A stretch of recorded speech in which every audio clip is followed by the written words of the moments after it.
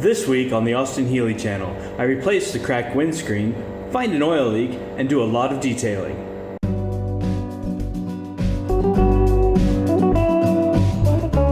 Okay, so it's not really a full week. It's more like a day and a half. Had half a day from Wednesday. Thursday was a bank holiday where we celebrate all the good things the banks do to our lives. And then today I got to work all day.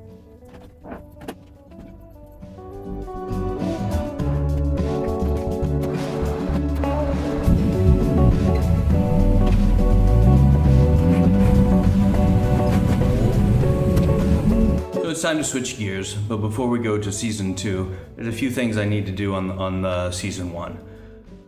First and foremost, I need to take the convertible top down. It's summertime, and I'm done with that. The second thing is, because the convertible top was up, it cracked the windshield. I guess this is kind of a common thing with big Healeys. When you store them with the top on, it was out in the sun, it was nice and warm, and I parked it in a cold garage, and it shrank, and it cracked the windshield. Luckily, the season 2 project came with a windshield that's not original to it. And the third thing I need to do is hunt down an oil leak.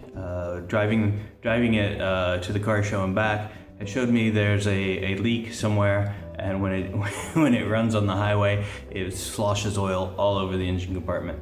So I need to clean that up and figure out where it's coming from. It's more than just an annoyance, it's a proper leak.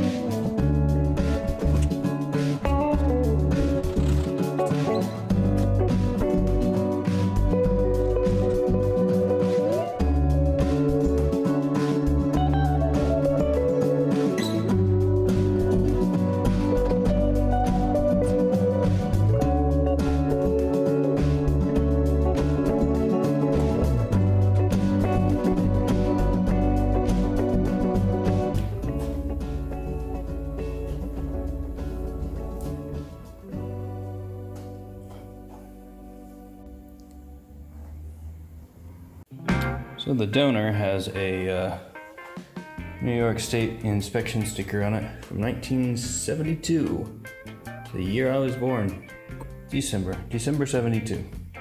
So I think December of 72 was the last time the season 2 car was ever on the street. The rubber isn't great on here, so I'll switch that out. First I have to take off the pillars. I got a lot luckier on this windshield than the last one. The posts came off on that side. All 4 bolts came out with no problem. This side, 2 of them are free, 2 of them are tight. So I have penetrating liquid on it, gonna let it sit overnight. Yesterday was a bank holiday, and that's given this plenty of time for the penetrating liquid to penetrate, to get into those screws. We have 2 that are fighting me to come out, which is much better than on the previous windshield when all of them did. Now that hopefully they're nice and lubricated, we're gonna get in there and see if we can take them out without getting into extreme measures. So first we're gonna try just with the screwdriver and see what that gets us.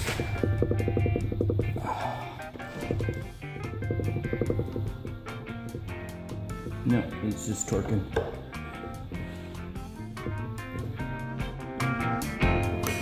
Okay, so we'll have to get a little more creative. We're gonna get the vice grips on the head. We're gonna be careful not to break off the head because then you have to deal with what's left in the post. We're just gonna see if we can get it to move.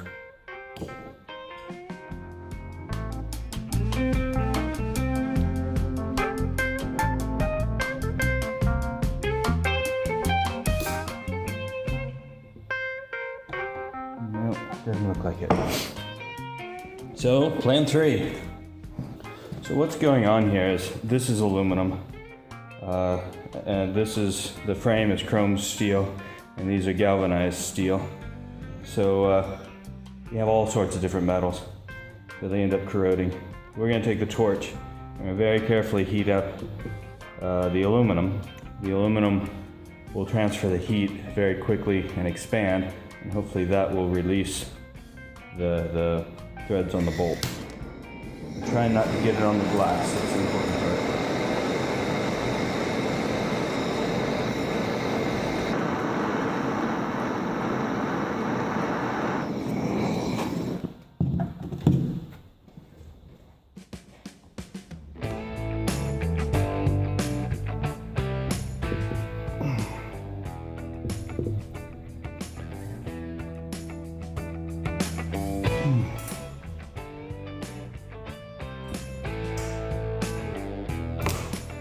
Alright, I think I got some movement out of this one. Yes. Excellent.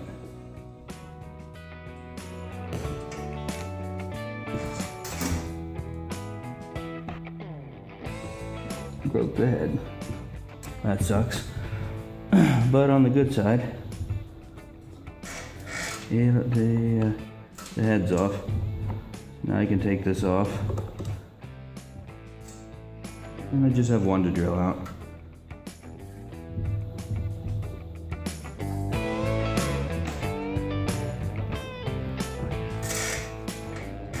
Voila, there she is. Yeah, eventually I have to drill that out.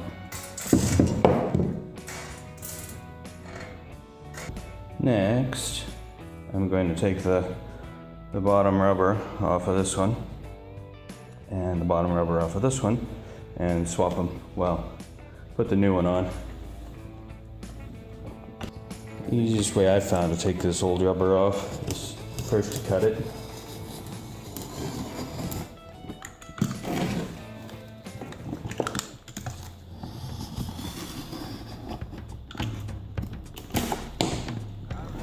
And then dig out the T-slot.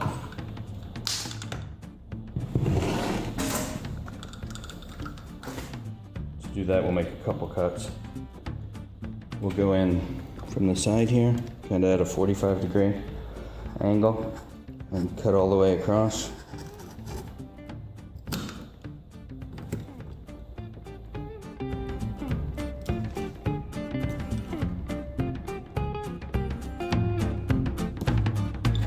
And then we'll do same thing, going the opposite way.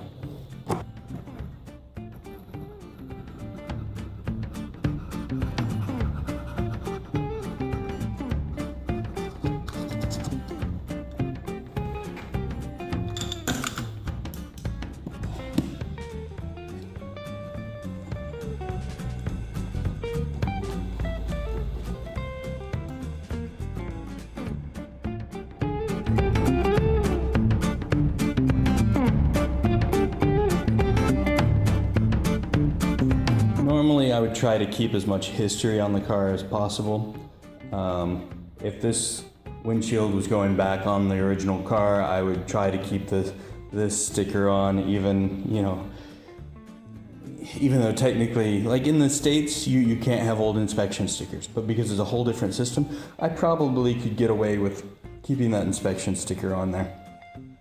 However, this is not going on the original car. It didn't come off the original car. I don't know where the original car is, so what the hell? So I'm gonna have to scrape it off and say goodbye to it. The glue is very glued to it. I'm gonna try some alcohol on it.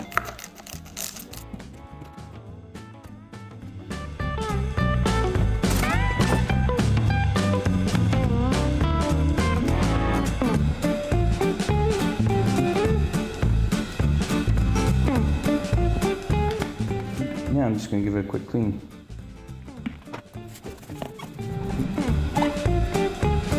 Now, because this windshield, the rubber is nice and fresh, this should come off pretty easily. Yeah. Now we can get the old frame out of the way.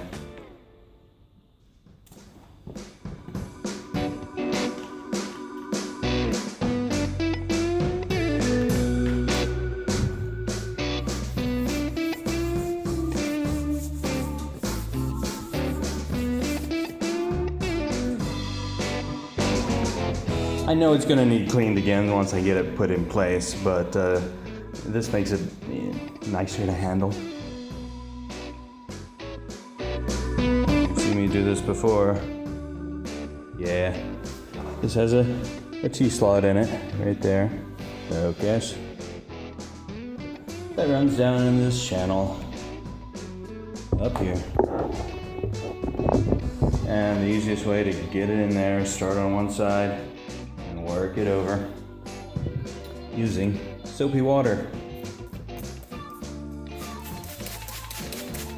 Where the soap is.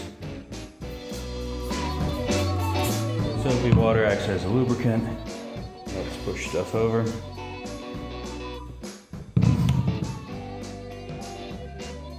Get this in the right way.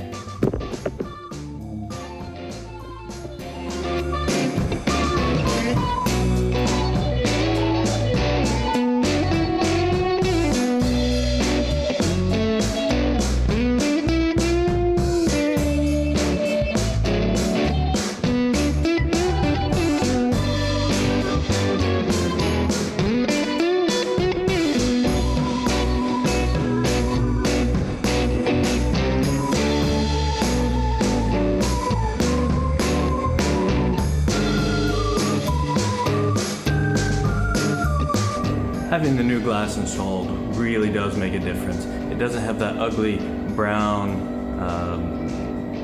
delamination that the old windshield has, and really smartens up the whole thing. So, though I'm disappointed that the glass broke in the first place, I am glad at the results. This looks very nice. I'm very happy with it. Oil leak detection's never easy. There's a few methods to follow, but mostly they say that oil trickles down, but in this case there's no oil above the hood, the bonnet, to trickle down from. But if it was blown up there by the fan, it certainly could. So I'm thinking the oil came out of the valve cover gasket and then got blown up by the fan. Well, quite a lot of it ended up right here. And then the fan blew the rest all over the engine bay. That's kind of my thinking. It's pretty easy to fix as well. It would just mean pulling off the valve cover and messing with the gasket. I think I'll start just by cleaning up.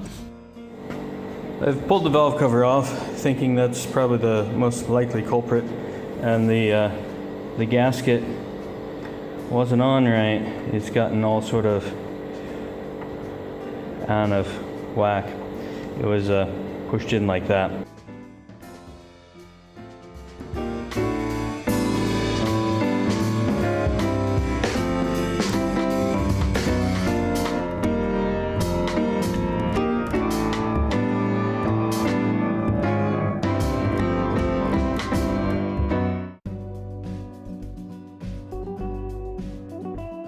If you want to come along on the ride as we complete this project, click the subscribe button. If you want YouTube to tell you every time there's a new video, click the alarm bell. Thanks for watching, and your support is very much appreciated.